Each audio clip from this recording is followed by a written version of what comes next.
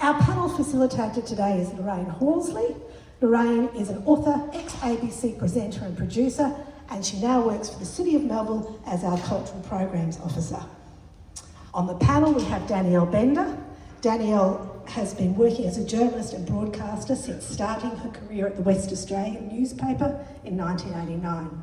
She has extensive experience as a reporter, editor, radio presenter, media advisor and manager, and now manages ABC Radio Perth. We also have Dr. Christian Mauri. Christian is an internationally published sociologist, biographer and community organiser who every month presents the popular Politics at the Pub at the local hotel in South Fremantle. He was awarded Fremantle Citizen of the Year in 2023. And we also have, lastly, Professor Ullrich Ecker. Ullrich is a cognitive psychologist who has been at UWA's School of Psychological Science since 2008.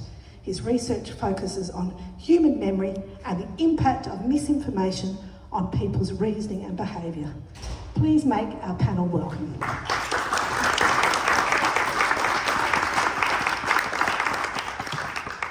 Thank you very much, Val, and thank you to all of you for coming out on a Sunday afternoon and joining us for this panel. Thank you to Danielle, Christian and Ullrich for being here. Now, earlier in the year, some of you might have been here, we were lucky enough to host Hugh Mackay, of course one of Australia's leading social psychologists, and he at the time suggested we are living in the age of opinion.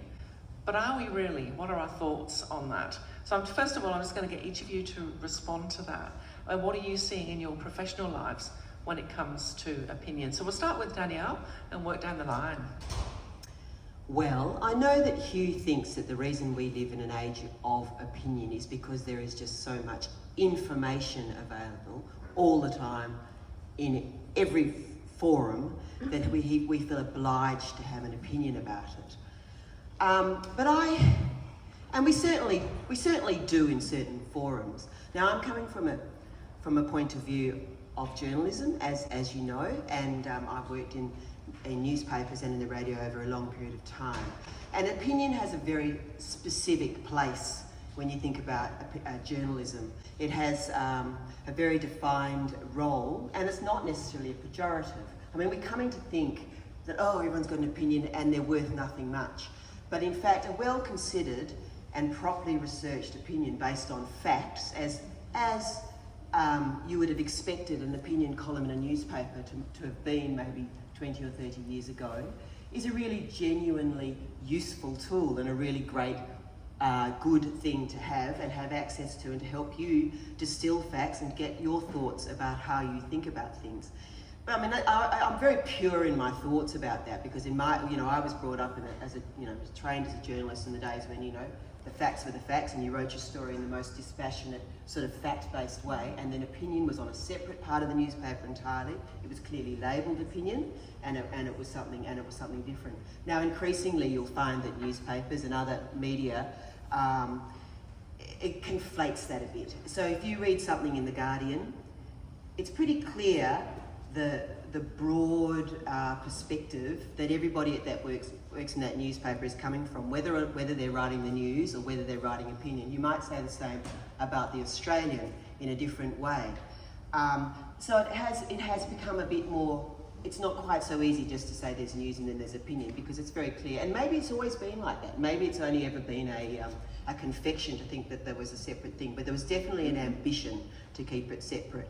These days, with so much information around, it really does seem clear that that people not only feel obliged to have an opinion, seem to, I don't know why, personally, I think it's perfectly fine not to have an opinion. And I wish people just wouldn't have an opinion really half the time. but I think that people, as I said, and the other thing that happens is that you can find a justification in this vast quantity of information that you find on the internet at any one time or on social media for almost any opinion, whether it's based in actual fact or whether it's actually solidly rooted in events or something, or theory, or properly argued, properly thought about. So I think that's probably where it comes to, is that almost any opinion can be justified by the information that you can find, whether or not that information is actually genuinely good information or not. Right. Christian, over to you. What do you see when it comes to opinion? Thank you, Lorraine. Before I begin, I just want to say this is the second time that I've been here, and I've felt extremely well supported by Lorraine and her team, and I'm grateful for that. I also just want to say it's a privilege and an honour to be on a panel with Dr. Ecker. As an academic, you don't really get people to face say, hey, your work has really been helpful to me, but your work has genuinely been helpful to me. If anybody walks away and Googles anybody on the panel, I highly recommend that you Google Scholar Dr. Ecker. His work is very, very helpful. I think when it comes to saying we live in the age of this, that, or the other, it sounds like a singular. Better to treat it as a plural. We live in many, many ages at the same time. And if we view it that way, then it is fair to say we live in an age of opinion. And that age could incorporate some people or many people, but very rarely does a single age incorporate all people. What do I mean by that? Every month I organise an event called Politics in the Pub, where I get experts and politicians and stakeholders and community members and artists and so on and so forth in a room to share a pint and tell people what they think. And the people who are unwilling to come are those who, due to their employment, are unallowed to share what their opinion is. Government workers would say, I'd love to come and share with you what my opinion is, but they're not permitted as part of their contract. When I was an academic, I wasn't allowed to do anything that would damage the brand or the reputation of the university at which I worked. These workers make up a significant slice of the population. Are they included in the age of opinion? It's a strange thing, because these are the people who could actually say the most about our institutions, who could help us be the most informed. I'm extremely blessed for my partner, the beautiful Kayleen Harris. She's a school teacher. She has opinions about the Department of Education. I have many of those. She has many. Will you ever hear them? Unlikely. Unlikely. Is she included in the age of opinion? It's an important thing to consider, because when we look at the opinions that we see, it's easy to say, okay, well, these are opinions about civil society, ignoring the fact that the people who are at the front line of civil society aren't sharing what they see and what they view. That's for one hand. And I'm so pleased to see some heads nodding. Fantastic. On the other hand, I think when it comes to sharing opinion, and this is particularly for young people, there's a lot of profile management, risk mitigation. You see a post online and you look at how many people have liked it, loved it, or laughed at it, and you gauge their response. And then you think, well, do I want to be the only person doing the love heart emoji? Maybe I would moderate it a little bit and do a like instead. If I share this opinion, will it be seen as my own, and do I want to be associated with it? This management of the own self-profile, this mitigation of risk, goes hand in hand with the age of opinion. So it's not just opinion, but profile management as well. I have so much more to say. I'm really looking forward to tonight's discussion, and I'll hand it over. Thanks for those kind words. Slightly embarrassing, but that's okay. And I think you've both made some really good points. I'm going to do the traditional academic thing and disagree with what Hugh said, that we live in an age of opinion. I'm not sure people feel like they have to have an opinion on everything. I see some risks elsewhere in that I think some people have very strong opinions, and as Danielle pointed out, they're not often grounded in good evidence or factual knowledge.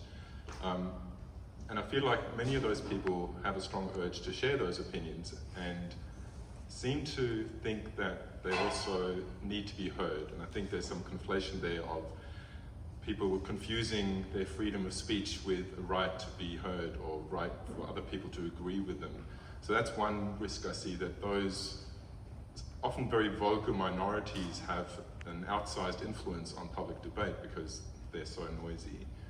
And people who are then in the actual majority perceive those loud minority voices as perhaps normative, as something that, oh, this is now the way everyone thinks, and then they shift their own attitudes and beliefs towards that. So that's the one risk I see. And the other one is I think there's also a large segment of the population who don't feel like they need to have an opinion, but who actually feel like they don't want to engage anymore in this new information environment where it just becomes very toxic, very polarized very quickly.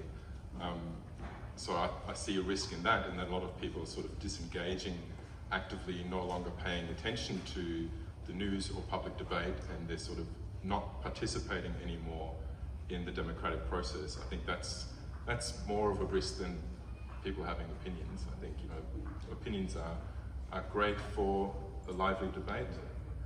Yeah, so I disagree slightly with Hugh's perspective there. I might just follow on from that, Ullrich, and talk about the actual opinions themselves.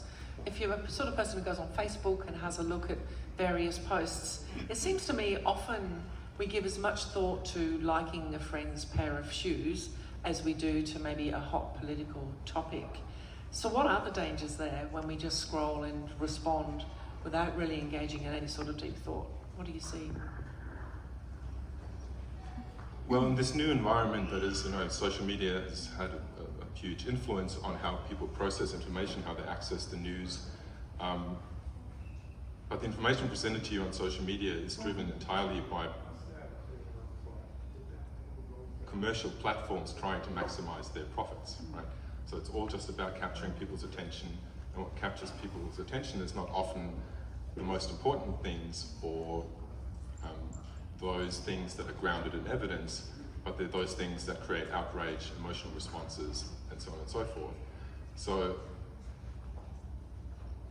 processing information from those channels often puts us in a cognitive state of thinking that is not based in analytical thinking, in deep thought, but is requires quick processing and quick responding. It's a lot more based on intuition, what we call hot cognition, so emotion-driven thinking that is not really grounded in critical analysis, and that inevitably leads us to share things that maybe we shouldn't share.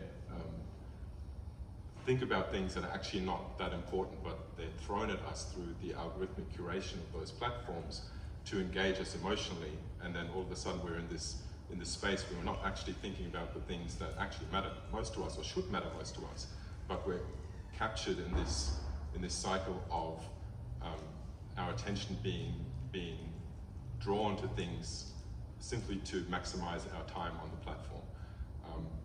And there's obvious and large risks associated with that. And Christian, I might just come to you now to follow on from that. We were talking earlier about the rise of the bots, and also, like Ullrich saying, that hot cognition, that trigger response, that we need to have an immediate response. Can you just talk a little bit more to that for us? Yes, I think this is actually one of the most important points for understanding the internet at the moment. Did you know that presently over half of activity online is not human activity, it's bots? Over half. Could you imagine that? Could you imagine going to a shopping mall like Garden City and over half of the people there are salespeople, staff, trying to sell you people things rather than actual people shopping, right? Isn't that incredible? The incredible thing is, you don't realize that they're bots because the bots talk to one another. Recently, there was a premiere for a video game, an advertisement coming up on YouTube. I was really excited for it. And so I waited for it to be on, and I went and I watched it immediately, a minute after it released. And a minute after it released, there were 120 comments.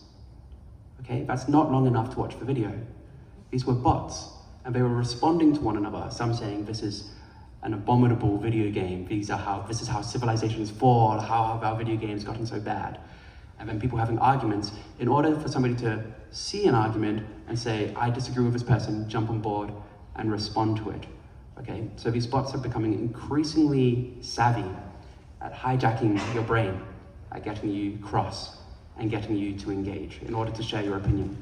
You might as well be sharing your opinion with a toaster. Consider that. It's fascinating to think. So the next time that you're online and you see something and you think, surely they can't believe that. Toasters can't believe anything, right? Keep this in mind. Extremely important for interacting with the internet moving forward. Thank you. And Danielle, what about you? Obviously, we don't have bots at this stage ringing up ABC Radio for talkback. What do you see with people coming through with their opinions? I see a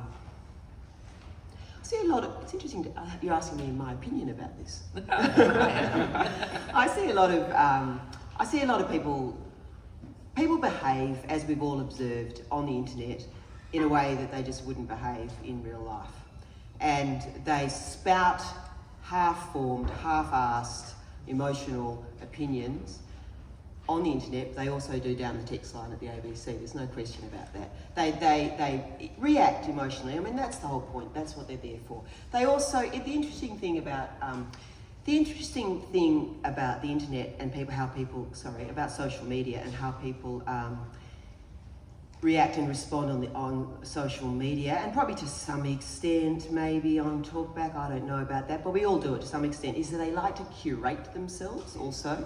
Like you walk into this environment and you're a certain sort of a person. You walk into a pub, you're a certain sort of a person, you're chit-chatting, you're sitting amongst your family, you're certainly a different person to your husband and kids than you are to your workmates. I mean, you have your different birth, and you are a certain person, aren't you, on social media. And there's a lot of moral high ground on the media. There's a lot of shouting, standing in your corner and shouting at each other with your moral certainties about things that you just wouldn't do in any other environment. And it's a funny old thing that people feel that they can be like that in that environment, and they do that on the text line into the ABC too. But I mean, most of us, I suppose, live generally in some sort of place of grey on most things, most issues that come along, news issues, societal issues, broader political issues. We live somewhere in the middle there. We might be a little bit more black on this issue and a little bit more white on that issue, but most of us are somewhere in the grey. Yet you would think, wouldn't you, from the debate that everyone was either black or white, and they stand in the corner and shout at each other. And they do a lot of that, don't they, in social media? And they do a lot of it in news media altogether. And I just not clear. And as I said, we all take this moral position on these things, which it may or may not be actually based in fact. Yeah, I'll just add something really quickly to that. Suppose there are two strategies for getting people to buy things online, right? One of them is to get them really, really angry. The other is just to exhaust them by giving them a topic which is just too complicated, too complex, and they're too discombobulated. And then they're exhausted, and so they buy some socks that look like an alligator. Every online purchase now, I'm going to think what happened immediately before I put something in my shopping cart. I just want to go to an example now, and I think most of us would remember this from the Olympics. We saw Imma Khalif with the man-woman argument, is this boxer a man or a woman? And it quickly deteriorated into massive online bickering, some really awful memes. Some of the posts were incredibly vile. And I certainly felt that people have forgotten there's a person on the end of this. Is there a danger of us becoming dehumanised as a response to this instant opinion that a lot of people seem to have? Well, the question about that one was that the facts weren't clear. The International Boxing Federation had banned this boxer, but the International Boxing Federation is themselves a turgid organisation. They're quite discredited. The Olympic Committee allowed her, but it was never clear why the International Boxing Federation, Association actually, it's the IBA, had banned her, what test there was. So people in this absence of information, people jumped on with opinion. And it's like, and you're right, totally. I mean, that's what it is, the old keyboard warrior, the people who, in some sense of anonymity, allegedly, that they get, perhaps they'll presume people think they're a bot too. They just hurl stuff, and that poor boxer, she had a terrible time. Yeah. Where does it happen? At what point do you think we tip over from just giving an opinion to escalate to that outrage and toxicity?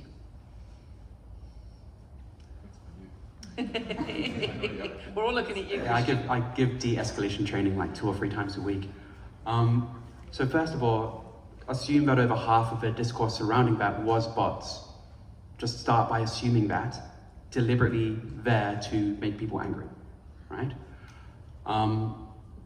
Second of all, this is going to sound quite contentious. It's historically novel to treat one another as human beings, to look at another human being who looks very, very different to yourself and say, there is a human being deserving of innate dignity and respect. It's a historically novel idea. It's fresh. It's not inbuilt. We can't assume that we're always viewing one another like this. On top of that, we have a long and rich history of commodifying people. When you look at a celebrity, you're not seeing that celebrity, that human being. You've done some kind of weird transubstantiation, right? Like, the bread is now the body of Christ, and this person is now a representation for the civilization's views on gender. Okay? Okay, so it's always a kind of dehumanizing as a starting place, and then treating them as a symbolic stand-in for their societal discourse. I think that's the starting place. I don't think humanizing people is the starting place, and so we ought not be surprised when this happened. I know that's a bit of a contentious answer, but I think if you think about it, it's actually rather compelling. Yeah. And I just add to that, the human tendency to treat in-group members differently to out-group members is a very, very deeply rooted tendency. And populist politicians in particular are very good at exploiting that human bias by, through rhetoric that does dehumanize other people. Like, that's people like Trump calling Mexicans rats or whatever it might be. There's a long, long history, and I'm obviously a German heritage, I'm very familiar with this approach. A long history of dehumanizing others in order to gain support from people for whatever twisted policy direction you want to take them in. So I think that's also something that, as members of a society, if our leaders behave this way, it also becomes normalized that, okay, if we can dehumanize others, if they can do it, we can do it too. And then, you know, in this, especially in the US, in that very highly polarized environment, it becomes a license to do this freely. And I think that's you know, pretty bad. So we need to push back against that. But realizing that a lot of it is driven by, you know, artificial sources is also an important step there. I want to ask each of you now, we'll start at this end again with Danielle, what are the risks, do you think, of always being on, and what damage could that potentially have for our relationships and the burden of feeling like we always have to have an opinion? Well, it just means you're half-assed and you don't know what you're talking about most of the time, doesn't it? Yeah. I mean, that's your risk. Yeah. You totally, I mean, it is exhausting if you feel like you have to be on top of everything. I mean, you know, obviously I work in the media, I do try to be on top of most things in terms of news and what's going on and around things, but I genuinely don't, I have to admit, I genuinely don't have an opinion about a lot of it, because you just can't. I don't know the facts of it. I just don't know everything there is to know. I observe people. It always amuses me to some extent, really, how people just go off half-cocked about all these things that they plainly don't know the circumstances of, but they've, as you said, they've had an emotional reaction. They're keen to share their emotional reaction, and I guess that's a human urge, isn't it? Is to share how you're feeling about something, and you can't really have a crack at people for feeling like that. But I just think that it's not good for them, it's not good for us, it's not good for their reputation, it's not good for how for any of it, really. I suppose it's entertaining, it can be entertaining for the rest of us to observe, but really, I just don't see how it contributes much in any sense to anything good, really, in our dialogue, in our relationships, in our knowledge of the world, in our furthering of our wisdom. I don't think it goes anywhere with any of it, I have to admit. It's also quite unhealthy, just in terms of our mental health. Always trying to stay on top of the news and always engaging with the news and always being on. Yeah, it's good to take some time off and not to overdo it. Christian, I just want to come back to something when we were talking about the bots. Bots and algorithms, given the power that they have, do we as consumers actually have any control? Are we able to curate our feeds? Great question, and I love that you called us consumers. Is that a good way to describe, like, a pig in a sty, just given the same thing, the trough every day? Are they a consumer? I mean, a consumer implies that you're selecting, right? On YouTube, I'm subscribed to all kinds of channels. The videos from those channels are not what is recommended to me. On Facebook, I have lots of friends. The posts from those friends is not what comes up on my feed. I try my best to curate, but it's like emptying the sea with a teaspoon. Yeah? I think that the algorithm is not geared towards what we want and what we would prefer, but what somebody else wants and somebody else prefers for us. Actually, let me correct that, because when I say somebody else, a corporation is not a somebody, and an algorithm is not a somebody. These are leviathans, these are Goliaths, these are juggernauts determining things for us. They're black boxes. If you ask anybody how these algorithms work, a lot of them will readily admit, we don't know. We don't know what's going on inside of that box, okay? So yeah, I think curation is something that even if you did it as a steady practice, it would take hours a day and you still wouldn't get precisely what you want. Yeah, I think I've found that when I've been just looking at my feed, and sometimes, you know, you drift off and you're just going through, you're scrolling through your social media. Just what you said, how many times I might not see a friend for 8 or 10 posts. They're corporate or they're sponsored or they're, and it takes, you really have to sort of wake up to yourself and go, what am I doing here? You know, and it's time to walk away. Lorraine, could I just add something to the previous question as well? Sorry, these are all so juicy. There's a film called Idle Hands, and it has a timeless quote in it where this teenager gets asked, "Don't you watch the news?" And he goes, "No, I hate that show." You'll notice a lot of the news that we're shown are on events that are so far away we can't have any handle from it, and yet it will be moralized as good to stay up to date with the news. So it's this 1-2 punch. It's this, you ought to care and you can do nothing. That knackers people out. It's quite exhausting. You watch the news and think, well, how much of this can I actually impact? And check in on, see how that makes you feel. No, you've got to watch the news. And you've got to listen to the radio. You know what's going on.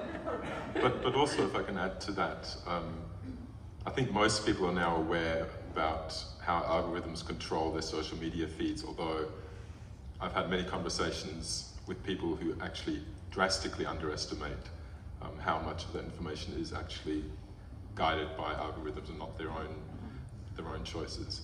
But to some extent, and this is, I'll exclude the ABC here, but you also need to think about how the news is curated as well, and what you see, and especially what you don't get to see. And having spent most of my life in Germany, I have some sort of comparison. I'm sure many of you have comparison with other countries as well, where the type of things that are discussed in the news are quite drastically different. And the amount of sort of stories here in the news that don't actually mean anything is very high. So it's also good to think about those and then to see where you actually get your news. See, I would have said that, in fact, you can get information from a wide range of sources, and I would have said, well, say opinion, for example. Let's just stick less about news and straight opinion. You can get opinion from a wide range of sources, and as I said, you can your social media feeds will, you know, serve you up any number of so-called well-established opinion. But you don't really know where it's come from. You don't know who's curating. And I would say that, in fact, that a news source that is curated and you understand who's curating it and where they're coming from is better than an anonymous news source. So and then you know that that's the Australian and they're looking things through a certain lens. You know that's the Guardian and they're looking at things through a certain lens. You know what, you know, Sydney Morning Herald or the WA Today is going to serve up. So you take that and you understand where it's coming from because you've got a media literacy and you can do that and you understand the curation. You read an opinion column. That hasn't just been fired off by some bloke in his back shed. That has gone through an editor and another editor and a sub-editor, and they've gone through and they've followed it. And you know, there's proper processes that I kind of believe in, and I think that as a, you know, and I would, it might mean, and I think traditionally it has meant that you might not get the full range of voices reflected in that type of approach in the traditional media. But I still think that you know what you're getting. You're not just getting some wild. I mean, honestly, the stuff that gets served up as fact, and then this is what we see in America. This is what we see in populist politics around the world. Stuff that gets served up as fact that really has absolutely no basis in fact. Opinions that are formed in conspiracy theories and all sorts of weird shit goes off, and it really genuinely is presented as being something that's genuinely believable, and it's just not. But you can't have an argument with somebody about that when they don't understand the difference between proper. Well, that's why I believe in journalism, you know, as opposed to just anybody writing any old stuff. You know, I believe that there's a proper craft and a proper trade in presenting the news and presenting opinion in a way, and you as a consumer, obviously, you know, any one source is not going to be the be-all and end-all, but you've got a range of what you hope will be credible sources that you can select from and curate from to get a view of what's going on. But sorry, you go. Please. As you said earlier, the boundaries or the lines are getting a bit blurry, right? So there was this Media Watch episode, it's a couple of months ago, where there was Amazon Prime Day, whatever that is, I don't know, but apparently you can buy stuff cheap on Amazon. And there was this almost commercial embedded in the news, not just in one channel, but Media Watch showed exactly the same message with exactly the same wording across multiple channels, like 6 or 7 of them. I couldn't believe how consistent it was, which shows, you know, there are clear corporate interests in what is presented to people as news. And, you know, the concentration of media ownership in this country is a big contributor to that. So what to do about that, I don't know. You know, watch the ABC, I guess, but I don't know. Oh, well, you know, the ABC has its critics, and it's fair that they should have. But I mean, you know, they won't see Amazon Prime. I only said that because you're here. Yeah. This is a good spot for us to bring in the idea of truth. There's a gentleman at the back, long, flowing, silver locks. His name's Nicholas. I admire him very much, and I'm grateful that he's here. He asked me a question the other week, I still don't have an answer to, and he said, do you know any wise people? I've been racking my brain about that. I don't know what my answer is. I'm not so sure that I do. I know many experts, and the experts can give me a fact. I went to university, and plenty of them can give me facts, and they can tell me models. I would say that the difference is a wise person is somebody who somehow manages to align a fact, or at least knowledge of the case, with a moral way to conduct oneself toward the good. I think that's a big part of it. So a fact can't tell you how to act. You can take in the facts and then you can decide how to act based on your perspective of what is worthwhile. And I suppose that's, if we do start to discuss truth, I think that's a good starting place in answer to your question, Nicholas. Excellent. We are going to come to your questions in a moment, so if you have got a question for any of our panellists, please have that tucked away and we will come to you and get you to ask those. Now, it's been said that we are living in a post-truth world. Is that true? And if it is, how do we find the facts? Danielle, do you want to start us off? No, I don't think it's true. I think, well, you know, as I said, I'm really genuinely coming from a very narrow point of view, I suppose. But facts are a journalist's trade. That's what you've got. That's all you've got. And you can extrapolate from those, you can find the way to deal with them, you can interpret them. But at the end of the day, I just think there are facts. I think there are things that are, you know, that did happen, that are true, and now it's the interpretation of those things that you can debate. It is what the facts you choose to give preeminence to or give more weight to, sure. But I don't think I feel like it's post-truth. What do you guys think? I have an opinion. Do you want to start? To be honest, I'm still formulating mine, but it means I'll be a bad listener when you speak because I'll be off with the ferrets, but please. That's okay. Look, I agree with that. I strongly agree with the notion that there are still facts and that they matter. I think the problem is that not everyone thinks that way, and there's a strong push recently, again, it's much stronger in the US than it is here, but there's, you know, ripples of that you can experience or notice here, that some people seem to think that all truth is socially constructed. So to any fact that you present, they will have an alternative fact, to quote the infamous Kellyanne Conway, one of Trump's advisors from a few years ago. He goes through them pretty quick, so it's hard to keep track, but she was one of them.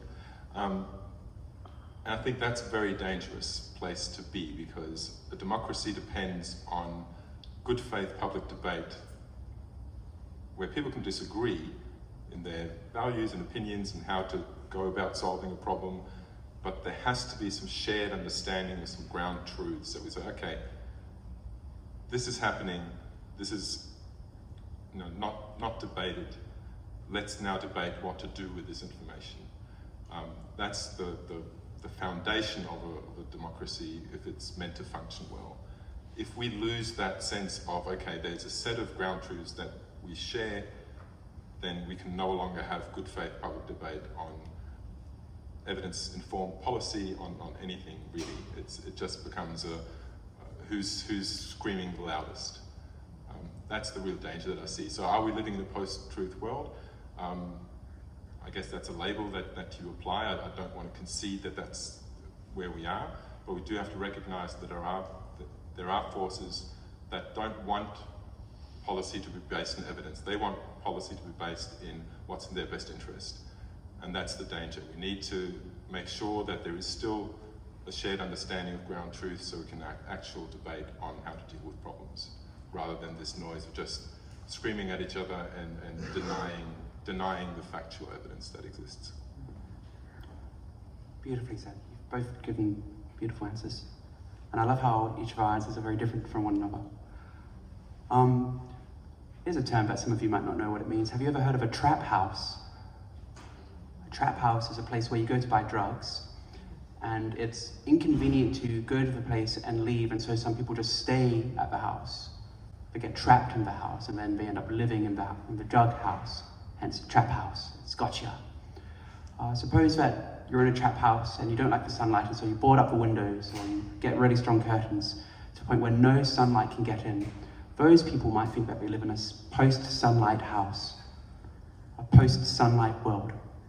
But every now and then a crack might appear in the wooden boards or in the curtain, and a little bit of sunlight gets in, right? I think that this is how truth works. I was at Rollerways before I came here for my nephew Lennon's birthday. He's turned 9. And as I was rollerblading around, I was listening, as I often do, to the sound of a machine. And what the sound of a machine is it's this ubiquitous music which we're constantly exposed to. And there were 3 songs in a row playing to children. And the first song was, I just got paid, I just got paid. The second song was, I'm in the club, I just don't care, I'm going to drink. And then the third song was, I got my Gucci, don't care what you think. These are the sounds, right? My thinking, something's wrong here. That's the sunlight coming through the boards of the trap house. It's the realizing, oh my God, we are inoculating these children from a very young age to a soundtrack of their life, which is the errings of a machine. The brainwashing to make them consumers is ubiquitous and inescapable, and there's something wrong with that. That thought, that spontaneous thought, is the sunlight through the cracks. So I think the truth will always be there, no matter how many boards we put on our windows and how cynical things become. I think that point that you made right at the very beginning about,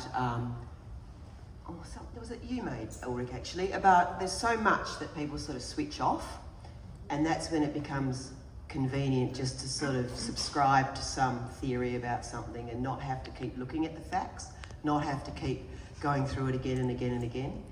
And I think that does happen a bit. I mean, we certainly, in the media notice that there's a news exhaustion. There's no question about that. Especially as we just, when the news is always so grim, it feels like, and there's so little you can do about it from an individual point of view. But I just do think that, in fact, one of my great quests for the past 6 months has been to try to understand, and it's really, really, really hard to understand from this perspective, from here we are in Western Australia, what it is that makes Trump such a popular candidate in the United States. Now, our media is flooded with notions of his, we just hear him saying stupid things, we hear him being, dancing around to music for 49 minutes doing odd things, saying peculiar things, and you cannot believe that this man has got 48% What is it about America? And it can't all be that 48% of Americans are disenfranchised, make America great people. They're certainly not. There's a whole range, but it's really, really, really hard from this perspective to try to find the facts of what it is that makes Trump so popular. But you've got to keep trying. You've got to keep looking, and you've got to keep reading different things, because it's only by trying to get that information and get those facts that you come to understand. Not that I have yet, but keep on going. I've just got an interesting point there, Danielle, if you don't mind. My daughter went on a short-term Rotary exchange to America, and I said to her, all of her friends were Trump supporters. All of the families she stayed with were Trump supporters. And I said, what do they see in their media? This comes back to that notion of news curation. What do they see in their media compared to what we see in our media about Trump? And she said, it's the exact opposite. It's completely different. So it does, it's like, and how do you get your truth if that's all you're confronted with? So, yeah. And I might just add to that this fatigue that a lot of people experience following the news. Some of that is entirely intentional. A disinformation campaign that bombards you with incorrect things about God knows what. Some of them are very indiscriminate. They just, you know, Russia is a good example of that. They just fire bullshit at you with a big hose. It just comes non-stop. The purpose of a lot of disinformation out there is not to persuade you to, believe in that piece of misinformation that is provided. The purpose is often to fatigue you, to make you disengage, to make you hate the other side, to the point where a lot of people will just throw their hands in the air and say, this is all just too much, I don't know what's true anymore, I'm hearing this and that and the other, I'm just going to go have a walk in the park. And it's probably good for your mental health, but you're then confused and you can't engage anymore properly in the debate or in discussions because you've just given up on that notion of truth. You just say, well, it's all just too hard to determine. And of course, that's exactly the position that people in power will want you to be in, because when you disengage, then you're no longer going to voice your opposition. You're no longer going to go and demonstrate. If you need to go work 3 jobs, you don't have time to demonstrate. All those kind of things come into play. If every fact can be countered with an alternative fact and you just give up on the notion of truth, well, then those in power can do whatever they want, right? And that's, you might think that's a bit hysterical or dramatizing things, but I think there is some truth to that. Well, I think we could talk about this all afternoon, but I think it's time to open up to some questions from the floor. If I can just ask, if I can just get questions only rather than comments, and nice succinct questions would be fantastic. Troy at the back. If you just wait for the microphone to come to you. The acoustics in here aren't brilliant, so it would be great to be able to hear your question. Thank you so much. I was wondering, it would be easier if the news just had one good story, in the paper. They can fill up a whole paper. Can't they just put just one little half page of good stories? Same as the news, 30 minutes. Can't they just put half a minute of one good story? What sort of good news would you like? Whatever. We're coming back to my cat videos. With the female and male boxer, it doesn't matter if they were a female or a male, as long as they can put them together. Thank you, Troy. And we had a question over here. Just following on from what Ullrich said, they're eating the dogs. Would that be an example of what you were describing? Yeah, so that would be clear, first of all, dehumanization to some extent, right? Because who eats pets? Like a proper human wouldn't do that, right? And obviously they're not doing it. But it's an age-old myth, right? That's being used to don't even know what the right word is, but to shift people's attitudes towards those people. So yes, that would be an example of this in-group, out-group thing that plays out, and something that a lot of people won't actually believe, but will still allow them to hold negative attitudes. It would justify those attitudes. So even if it's not designed to actually, it will persuade some people. Some people will now genuinely believe there's people eating pets, but most people won't. But it may still have a negative impact on them, not through persuasion, but through strengthening the polarization and justifying the view that we can denigrate these people, if that makes sense. So yes, I think it is an example of that.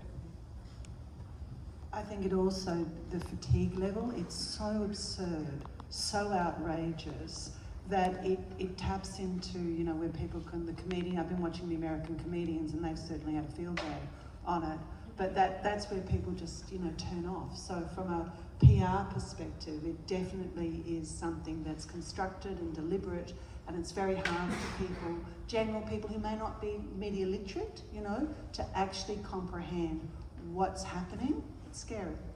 Dr. Ecker, maybe this would be a good opportunity for you to describe the backfire effect. If you could stop calling me Dr. Ecker, that would be much appreciated.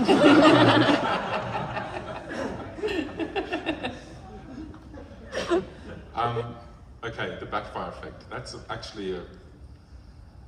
So the backfire effect is, I'm not even sure I want to explain it because there's a lot of evidence that it happens very, very rarely. But sometimes if you correct something, you say, no, this isn't true, that can reinforce that very notion. Primarily maybe in terms of you're accepting a particular narrative and you're just repeating something that isn't true, and people might then later on remember that might be the only thing that they remember. The thing is that there's a couple of studies that have demonstrated this, but they have not replicated, and it might happen at the individual level, but not at the group level. So this is something that can happen. So if you tell someone, those people do not eat dogs, then yes, there's going to be 1 out of 100 people who walks away a week later and goes like, oh yeah, I think they ate dogs. Right? They're going to remember the false thing because you told them that it wasn't true. So that can happen, but it happens very rarely. But it can also get a thing, can't it, where, you know, it seems to me like with, the Democrats trying to have a crack at Trump, the more they try to denigrate him, the more people will go in to defend him. So you have a sort of a, I don't think that's a different effect, but it's not dissimilar in terms of it sort of has, you have the opposite effect of what you intend. Of what you intend. Obviously sometimes the things that you tell people will have the opposite effect on them that you want. And in this time of, you know, there's so much negative campaigning that's, you know, there's an obvious risk there. But I think people are getting quite sick of that, at least locally. Another question? I live in the world of AI, and in the next few years, unquestionably, the artificial intelligence will become much nearer and nearer to a human brain equivalent. My question is this: when this happens, won't the opinions of the human masses be irrelevant? I can try and make a start on that. So the AI is taking information off the internet to make sense of the world. Increasingly, as the internet is made up of bots, it's going to be bots coming up with arguments, feeding them to one another and responding, and that will increasingly be what the AI is going off. So it won't be going off for knowledge of the world, it'll be going off for knowledge in the internet. It will be a kind of like uncanny valley. This is what I'm kind of expecting. I think you're quite incorrect, actually.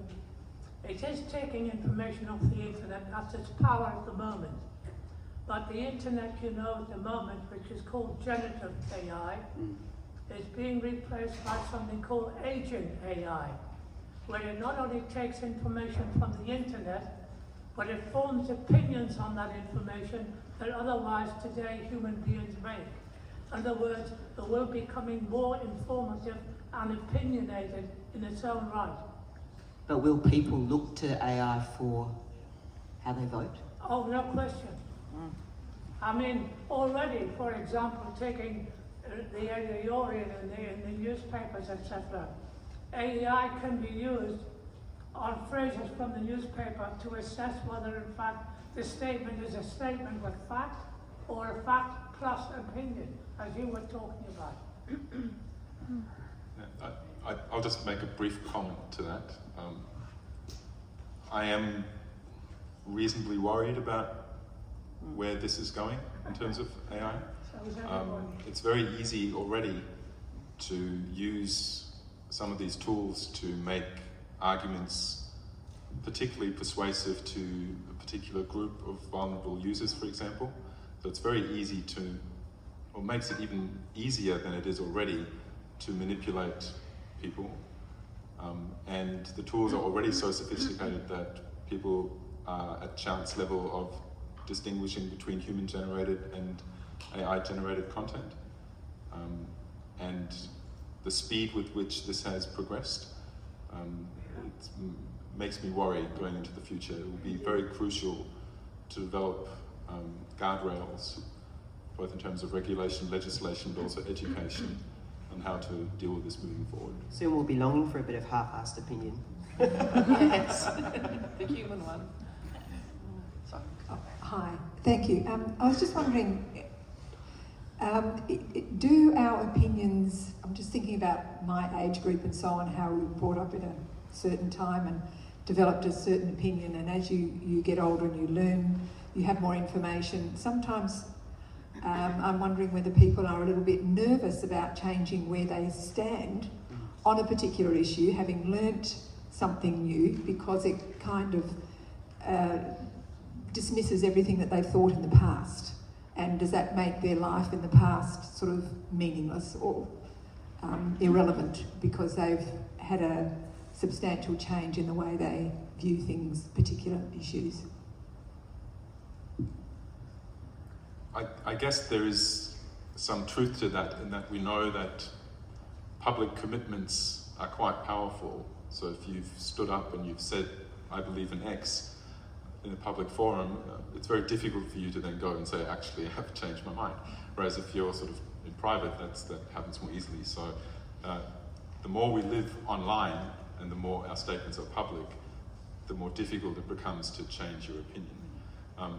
That being said, I don't want it to all be doom and gloom.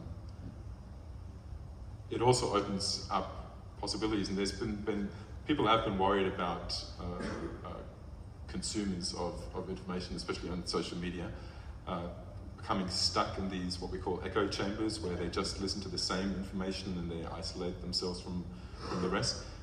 I think that's largely unfounded. Those places, those things do exist. Some people end up going down the rabbit hole and then becoming, bombarded with more and more extreme content. But the vast majority of people actually still have a reasonably diverse, or are exposed to a reasonably diverse set of opinions and facts and so on. So there's also opportunities there through these new social networks to learn about things that you didn't know of before, and especially for people who used to feel quite alone and isolated because they thought differently or they were different and they only had their little small local community. Today, whereas there's the downside of, yes, you can find people who support even the most ridiculous opinion, and you can band together with those and create your own conspiracy club or something.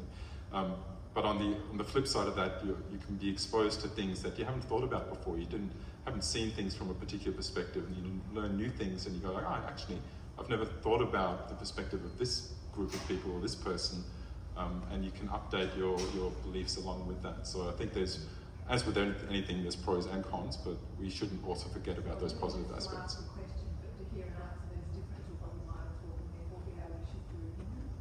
Sorry, I didn't quite. Sorry, a willingness to ask questions, to find out and hear something different or opposing to what you originally thought, and then go, oh, okay, I never thought of it like that, and to change the way you feel about something. Exactly. I mean, those opportunities exist, whether you're open. A lot of people who are just asking questions are not actually there to hear answers, they're just here to insinuate.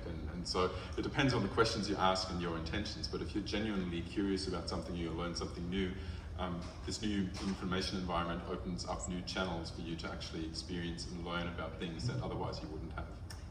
Christian, you were saying before that someone was asking you about what a wise person is. I would have thought that, honestly, a wise person is somebody who continually listens and modifies and thinks and readjusts, because, as you know, we all know how much our society has changed in the last 20, 40, 50 years, and the time, that most of us have been, you think of the attitudes to so many different things that have changed, not only in a private and personal, in a family sense, but in a wider public debate. So many things have completely changed, and we've all adapted with those opinions, and we change, and I think that is what you've got to adapt. When I was looking into this, I was listening to a podcast, and they were talking about Flaubert, who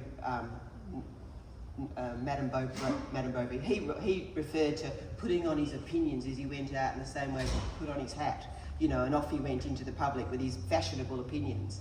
And I think that there's a degree of that in our discourse, but I think that you do continually change that hat with the fashion and on to the next thing, and you grow and develop. And I think that you can't be thinking, I think it's a real mistake actually for people to be going, Carmela, back then you said we couldn't have fracking and now you changed your mind, or, you know, JD Vance, you said you didn't like Trump and now you like him, you know, like you don't have to be set in cement, and I don't know why you would ever think you did. I just wanted to bounce off the man at the back who spoke about having a little bit of good news in your life. I do think that's really important, so I just wanted to do everybody a favour. About 2 days ago, YouTube, its algorithm went bull, and it spat out somebody called the Good News Girl. I would highly recommend everybody go and have a look at her, because she just chooses adorable little short stories about sweet, heartwarming things that have happened, and she speaks in like a stereotypical American newscaster voice, and every single day it just puts a great big smile on my face. It's a really good way to start the day. So there you go, that Good News Girl. I like it. We had a couple more on this side. Oh, no, one at the back.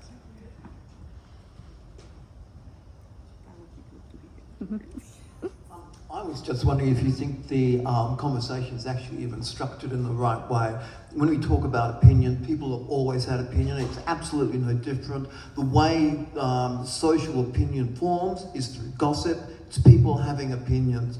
And it's not the problem that we have opinions, but that those opinions are manipulated. And it's a problem. You cannot have a decent conversation with anybody online because you do not know the context. If you stay with one person, you're talking to one person, and you actually get a conversation, it'll be asynchronous, so you don't actually know what's happened in between. So you might be able to convince somebody of something, and you might actually be able to have a conversation that actually rates as high as gossip does in getting people to agree on something. But that's a really, really rare situation as far as I can see, except for people you already know anyway. And the problem that we have is actually incredibly structural, in that we do not have public spaces. We do not have any areas where we can actually go out and talk to other people. Even this is constructed in a way that doesn't actually ask for our opinions. We've actually been specifically asked not to have opinions, rely on the experts.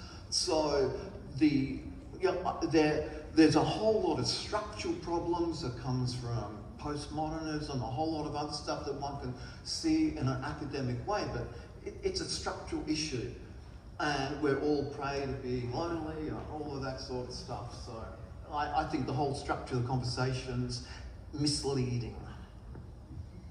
Yeah, where to begin?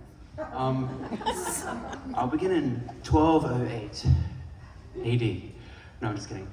Imagine that you lived centuries and centuries ago, and there's just the same people that you see all the time in your village, and you all go to the same pub. You all do the same job. You're either parents or you're working for land. What is there to talk about other than gossip? You know, the sheer content available to discuss is far limited. There's less then than there is now. All right, so now we have this cornucopia, this modern cornucopia of things that we can discuss. That in itself is a little bit bewildering, because it's like, well, where do I begin with people? So people often look for common ground and what to discuss, which is, I mean, America has come up so many times tonight because we all know that we're following America, right? Sports will often come up and we know that we can discuss sports, and then there are parameters in which we can discuss that. So usually this would be where I apply politics in the pub for people to come along. But even that is structured. I mean, I'll give a microphone to an audience member and say, you know, hurry it up. No comments, please, or any questions. You know, we've been given this vast array of different things that we can discuss, but the structures in which we can discuss them is growing to manage that array. So it's a difficult one. It's a difficult one. I mean, organising these events, I don't have any easy answers for how to get people to have earnest conversations with one another without imposing structures. That's the problem of being an events organiser. I think that we can plug the afternoon tea part of the event. You do have an opportunity to come and chat to us. So. I just wanted to get your views on the ideological biases of the media and potentially even vested interests of the media. Obviously, all media inherently has ideological biases, but I mean ideological biases that will perpetuate misinformation. And if I could give you a couple examples. In the month leading up to the legislation that Labor had proposed for the price caps on energy, the Australian newspaper, I can't remember the exact numbers, but it was around about one a day, 30 articles that claimed the price caps would collapse the mining industry. And these articles were just giving uncritical the opinions of the mining executives and the journalists, and uncritically parroting them. And of course, the mining industry hasn't collapsed, and after the legislation was passed, strangely, they stopped worrying about this concern and there were no more articles on the issue. And that's, I don't know, I think perhaps just an ideological bias, but... Oh look, there's no question there's an ideological bias in the Australian. And just also, just generally, like often on whenever there's increases in labour, pay or environmental protection, again it's going to be collapsing the mining industry. And this also, other newspapers, I understand, or other media outlets, this might be an alternative fact, I haven't substantiated it, but I think the owners have shares in mining companies. So just your opinion on ideological bias and vested interest. And one second question, please. When politicians lie, we often blame politicians. I blame us, because if they lie to us, it's because they can get away with it. I'm just wondering how we might get around that. Many years ago on the ABC, there was, I think it was Jeffrey Robinson, the human rights lawyer.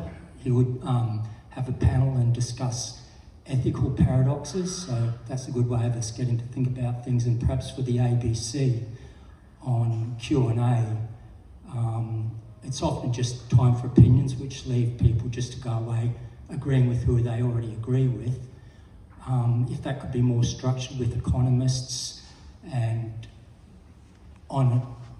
structured and divide that into policy issues and general economic questions that may make us more resilient to misinformation. I'm just wondering if you have some ideas of how this could be done better. I'll get to the first one about ideological bias. As I said, there's no question. Look, if you a journalist, you have a journalist code of ethic which says you're supposed to play things with an absolutely straight bat. You're supposed to be very clear about how you do things, but that is subverted all the time by subtle means by the proprietors of newspapers. And I think, you know, there's no question that they do it. You know, we know where the Australian's coming from. You know, the Guardian's going to take a left-wing view on things. You know, the ABC is probably going to be slightly more towards the left wing of things because we've got that public interest bent in terms of that sort of that bent in the way the journalists, the activists, sort of slightly activist type of approach. Look, it's something that you deal with all the time in terms of trying to get your reporters to play things with the straightest bat as possible, but it's not possible, and you just have to be aware of the ideological bent of the newspaper you're looking at. You know, you don't have to just read the Australian, you read the West Australian, you get the Guardian, you get online, you look at the New York Times, you look at, you know, you have to be aware of the interests that that Murdoch is trying to represent. Now, Murdoch made a fortune out of his particular way of presenting news.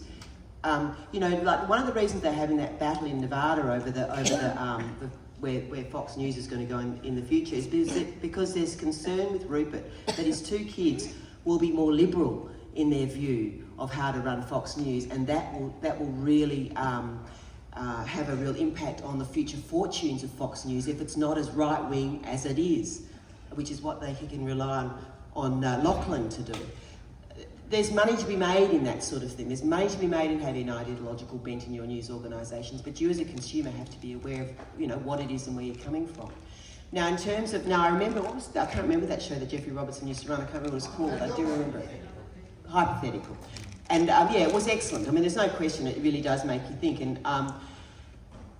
a Q&A is, not quite what it could be in that respect. I quite agree. It does tend to be a little bit people talking to each other and has criticism. It's not to say that it's not coming from a point of view where it's not that it's not with good intentions. It's just really hard to do those things sometimes to really get a broad range of civilised debate.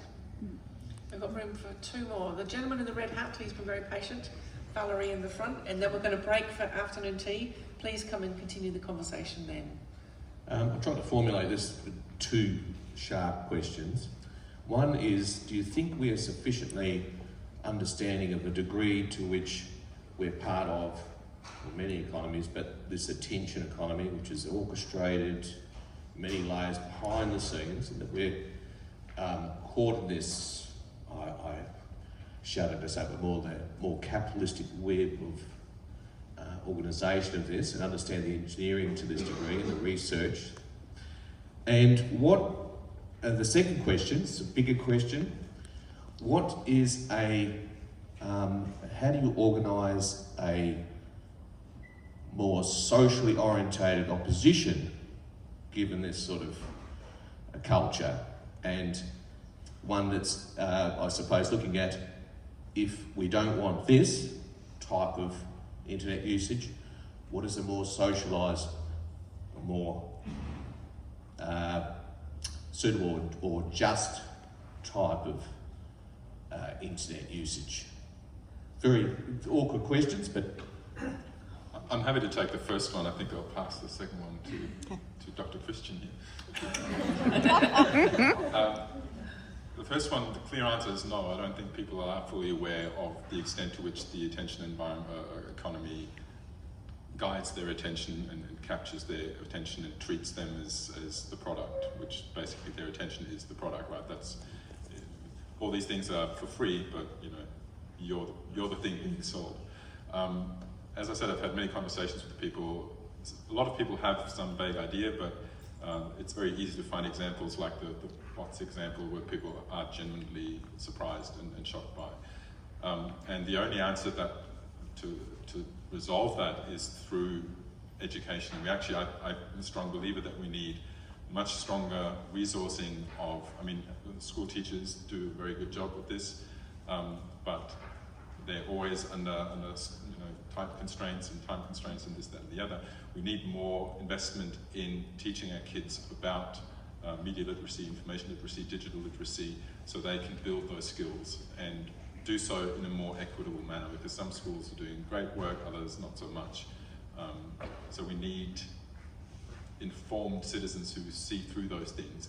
It's just with a media slant, we all know that there's these ideological biases, and to some extent that's fine if there's still that foundation of facts, and then you go, okay, these are the facts, and now we think we should do this, and then people at the other newspaper think we should do that.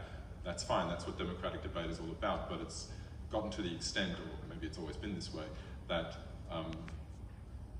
that ideological bias takes over to the extent that the facts no longer are actually part of the equation. But how to turn this whole thing into a more socially palatable thing, I have some ideas, but it's a difficult one because the platforms are just guided by profit.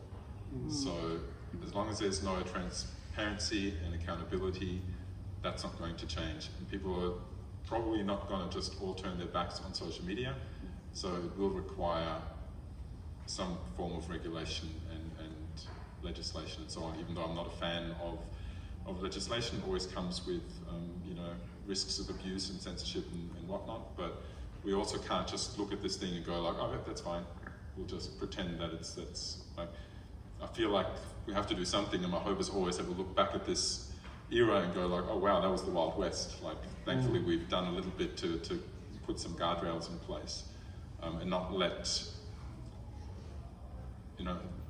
international corporations determine what information we get and manipulate our opinions to the extent that they are now.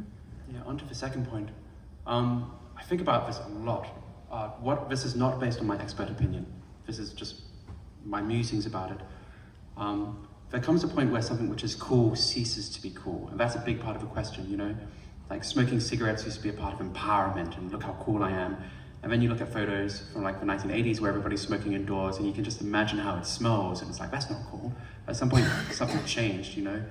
Being overly drunk in public used to be more acceptable than it is now, and so on and so forth. I think mobile phones, first of all, I think very addictive. I think it needs to get to the point where it's no longer, first of all, it enters into the discourse of not being cool. It's difficult to say because it sounds like I'm encouraging shaming and stigmatizing.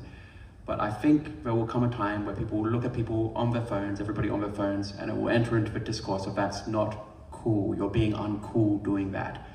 How that's going to happen, I'm not too sure. I think good heuristics and analogies are valuable. So for example, I think if somebody were to take the word vice and devices and really emphasize that, take care of your devices, that's one. Another one that I do when I'm doing training, when I begin training with these adults, a lot of them are addicted to their phones. Adults, not to mention young kids, and I say, do you remember the siren, the mythological beast that would sing to sailors from the sea and draw them overboard where they drown in a watery grave? That's your mobile phone. The siren lives in your pocket now, and it will sing to you, and you'll drown in its scream. You know, and they seem to understand these analogies. I think a strong analogy and a strong emphasis on key terms is a really good way to get people to start to recognize what they're doing and to talk about it in the discourse of cool, uncool, acceptable, unacceptable. And I think that's great because that's an alternative to legislation. It does require some mode of, I hate these words, educating, awareness raising, you know, but yeah, cool, uncool, I think is one way. Another phrase is stigmatizing, if you want to be nitty gritty about it. Valerie, have you got a quick question? Yeah, I'll try and keep it quick. The destabilising or the challenging of reality, like there's no such thing as reality and no such thing as an objective reality, and therefore the destabilisation of truth, goes back a very long way. There was mention before about being more open-minded and changing one's opinion. Now, I get totally that there could be political benefit in not changing your view, but I think that comes from something much more basic. What do you think is really at stake when people don't want to change their opinion, even when their opinion has changed? Or when they don't want to vocalise that they've changed their opinion? Pride. What is at stake? Why is it so hard? Like, what's so hard about saying, oh, I've changed my opinion? Well, nobody ever wants to admit they were wrong, do they? Never happened to me, so... No. No. Thank you, Professor Ecker. Saying that you changed your opinion doesn't mean you're wrong. No. It just means you're... Yeah, well, that's right. I mean, I would have thought that it was empowering to evolve and change and to grow as you do in any other aspect of your life. But So what's at stake? if you don't, It's probably a psychological question. yeah. Well, you just get left behind, don't you? You get stigmatised. You're in the, I don't know, I don't know where you're going if you're not growing. Yeah, well, I think what matters most in that context is, as Christian pointed out earlier, the things that you say openly, oftentimes, especially in the space where people say things that are not true, they will say them even though they don't actually believe them. They say them to put out a signal. This is the kind of person I am. I'm a Trump supporter or whatever. I want less immigrants in the country or whatever it might be. So they say these outrageous things without believing them, but just to say, you know, this is the group I belong to. So by saying you've changed your opinion on things, you risk social exclusion, right? You risk that your group turns away from you and says, well, then you're no longer one of us. So once you've built that identity and you are this kind of person in this public space, you belong to these groups, it becomes difficult and challenging, especially for young people who may have not found their true identity yet, to say, I've changed my opinion, because they risk social exclusion. That's a very fundamental need of any person, or at least most people, to be socially accepted and be part of the groups that you want to be part of. And the more polarized the environment, the greater the risk. Because, you know, there's nothing in the middle, it's just us against them, and then you're sort of caught and you can't make the transition. in a society where there's less polarisation and people are perhaps more open-minded about political issues and so on, you'll find your niche easier, and it becomes easier to change your opinion and to admit to changing your opinion. But I think it's frightening. It can be frightening when you feel like the rug is moving under your feet, the floor is shifting under you, you know, the world is changing around you, and you're like clinging on to your values that you were brought up with perhaps, or that you've known all your life, or that have brought you solidity and certainty in your place in the world all your life. I mean, I think that's when you see people, you know, expressing opinions in the most forthright, weird, and characterising others as being woke or being whatever they are, because they're clinging on. You know, I think there's a degree of human frailty there. I mean, honestly, I think that people are you can see why people would do that just if you're trying to be sympathetic in your view to how people are. Yeah, I think at the individual level, it's fear of ostracisation. Remember, way back in the day, if your group ostracised you, it was a death sentence. Those stakes are really, really high. There's also fear. I love that you've used the word fear. If you have somebody and they're an alcoholic and there's a YouTube video put in front of them saying what alcohol is doing to their body, they will not click it. If there's somebody who's addicted to their mobile phone and there's a YouTube video saying this is what mobile phone addiction is doing, they'll scroll right by it. There's a fear of being told what your problems are. How many of you here have thought of something silly that you've done in the past while lying in bed all alone and your whole body has twitched? Your whole body's... Isn't the human being a peculiar animal that humiliation can make your whole body twitch in the middle of the night? You know, these things are real and they're embodied. So I think the stakes are high emotionally of contradicting ourselves. And that's just the micro level, the individual level. When you have everybody doing that or having that proclivity, God only knows the meso and macro level. Thank you so much. We are going to have to stop because I'm sure everyone needs a cup of tea. Thank you so much, Danielle, Christian and Ullrich. Please can you put your hands together for us?